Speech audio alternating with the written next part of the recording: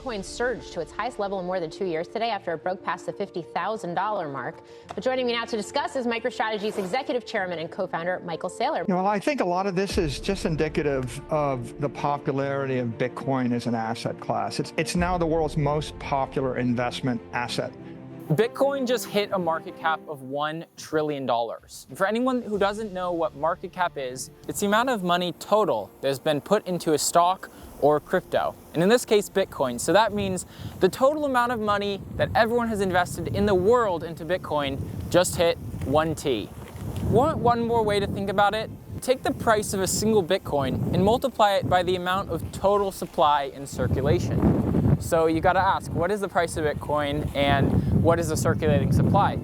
Well, as of filming this video, price of one Bitcoin is around $51,000 and the circulating supply is about 19,600,000. Now, this is actually the second time that Bitcoin has hit a market cap of $1 trillion. The last time it hit that peak was in November of 2021, and if anyone remembers crypto history, that was pretty much the peak of the market, and the next few months were precipitated by a complete collapse of the crypto market. Bitcoin went from a price of $69,000 all the way down to $16,000. So if you were to invest, you were basically buying at the top. Does this mean that we're due for another market correction? Is it time to sell all of your Bitcoin? Hello everyone, my name is Bruce Bradbury and I am in the snowy winter wonderland of Vermont. It's about 10 degrees right now. And yeah, Michael Saylor just entered the scene again. First time in 2024, I believe that he is speaking publicly about why this time for Bitcoin is different. So I wanted to watch that video together with you all and understand a little bit more about why this time is different. All right, we're back in the studio. The drone died, unfortunately. Go ahead and leave a subscribe if you liked that content. I like that style of filming anyway. Let's go to Michael Saylor and watch what he's got to say. It's novel, it's digital, it's global, it's unique, and it's uncorrelated to traditional risk assets because it doesn't come with exposure to any given country, currency, company, quarterly result, product cycle, competitor, not to weather, not to war, not to an employee base or supply chain. And so that makes it a natural addition to the portfolio of a responsible investor.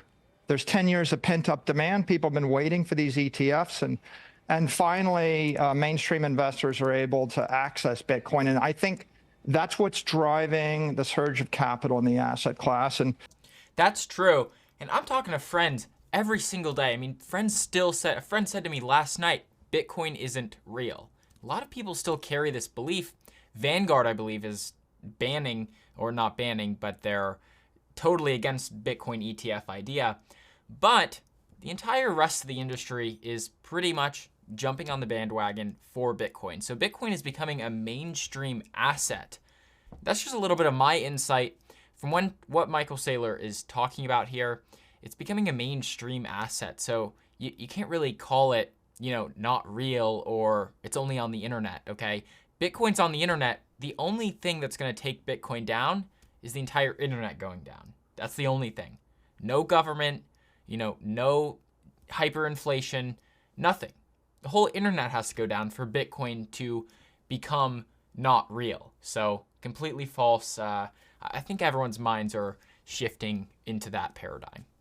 initially, there was a rebalancing as people were moving capital between the futures market and the miners and Microstrategy and the ETFs. But following that rebalancing, I think the assets found its footing, and now people are beginning to realize that there's 10 times as much demand for Bitcoin coming in through these ETFs as there is supply coming from the natural sellers, who are the miners. Yeah, and of course we're going to get the halving event, which imagine will sort of shift some of those supply-demand dynamics coming into the spring as well.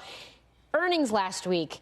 You rebranded the company, or announced the rebranding of the company as a Bitcoin development company. What does that mean?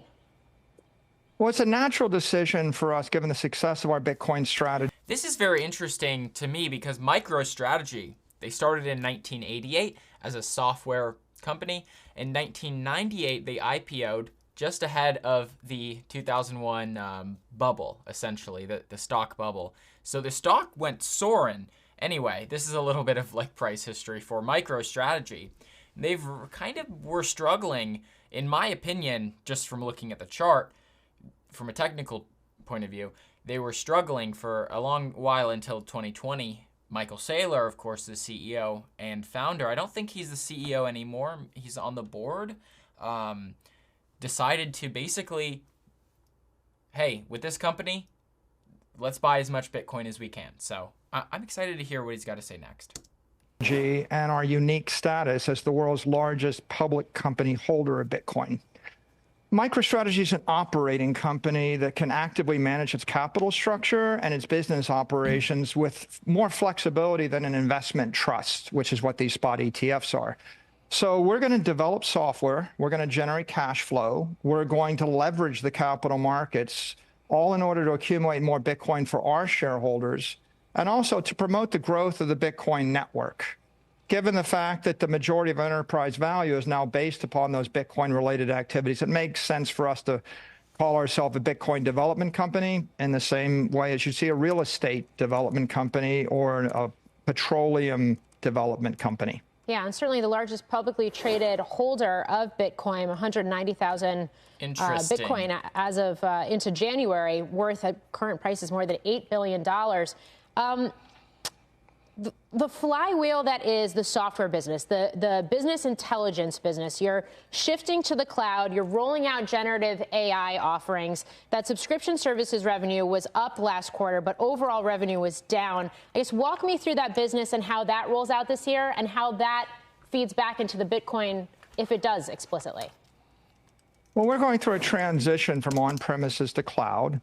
And AI is a really big driver of that transition. So there's a lot of enthusiasm for our new AI offering, and we built it. Very interesting. We just had NVIDIA earnings yesterday, and I'm listening to the earnings call, and 40% of NVIDIA's revenue now is, they think, to AI. So that's crazy growth. NVIDIA had explosive earnings. They're up like 15% today based off of those earnings. So yeah, infrastructure, crypto, AI, it's all coming into one. We're entering the future together. It's crazy. Into the cloud offering, just as you can see people excited about Microsoft's Copilot AI offering and driving their revenues, we think that our AI offering is also going to drive an acceleration of migration from on-premise to the cloud, and over time it'll allow us to continue to grow the business.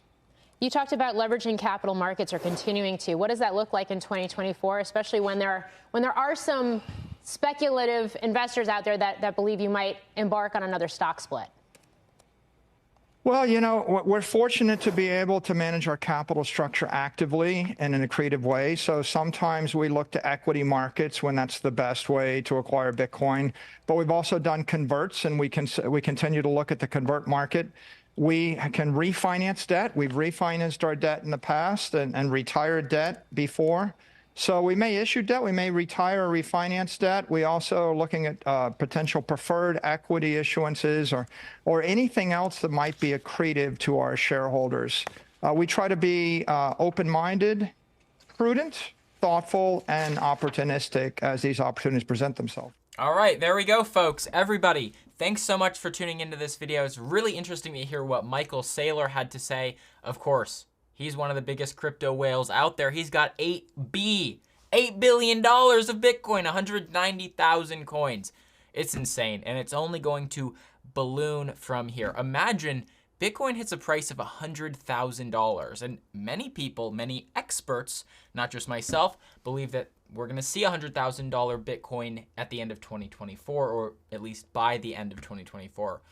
So Michael Saylor's 8B could turn into 16B. That's just an interesting thought that I just had there on video. But anyway, folks, thanks so much for watching this video, and I'm glad we could return to the studio. I'm here back from Vermont making regular videos every single day. So stay tuned, hit that subscribe button again. I'd love to hear your comments. Okay, anyway, take care everybody. Have a good one. Bye.